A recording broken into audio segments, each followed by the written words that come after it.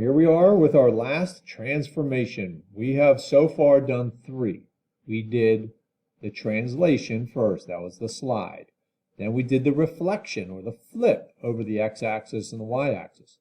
Most recently we did the rotation or the turn, 90 degrees clockwise and 180 degrees, etc. In each of those, the shape stayed the same size and shape. It was congruent. Well, in the dilation, which is the last one, we do that now, the shape will get bigger or smaller. It will not be congruent, it will be similar. We'll talk more about that later. So I only have 2 examples. This video will not be very long. So it reads, find the coordinates of a dilation with a scale factor of 2. So on the assignment, I might say k equals 2. K is just the scale factor. That means we multiply these coordinates by 2. So I'm just going to start multiplying all of those by 2. You can follow what I'm doing. 2 times 2 is 4, and this will be a negative 10. Now I graph them. A prime, negative 6, 6. I slide over. Negative 6, positive 6 is up here. There's A prime. B prime, 8, 8.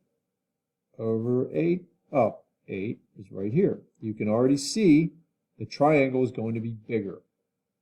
And in C, 4, C prime, 4, negative 10 is down here. Now, these points are kind of far apart. I'll do my best to sketch this. I might have to turn the paper and then I'll turn it back.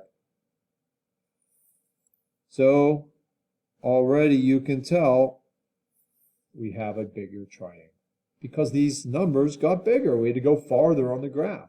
So if you have a scale factor greater than 1, it is called an enlargement.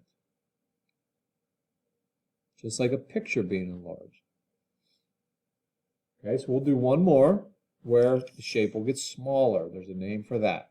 Now, you will see some fractions. Well, I, on the assignment, wrote the equivalent decimal. So we're going to multiply these ordered pairs, these coordinates, by 1/2. And the shortcut for multiplying by 1/2 is you get half the number. So let's just take half of these numbers.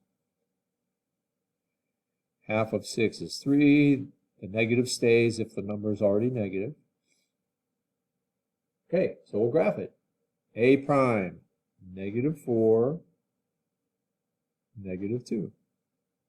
B prime, 3, negative 2. And C prime, 2, 3. And you can tell this triangle is smaller. Okay, I went a little bit above the line there, but you get the idea. So when you have a scale factor less than 1, you're in these proper fractions, it is called a reduction. That's pretty much what we need to be able to do at first. Okay, the assignment is pretty short. There are 6 problems. So you must, to show work, fill in the ordered pairs. So here you'll multiply by 0.25, and you'll see you'll get whole numbers. It'll be smaller. Okay, on the last 2, be careful, because on this one, the y-axis is off to the side. So I think we're okay on that one. So if you need any help, let me know.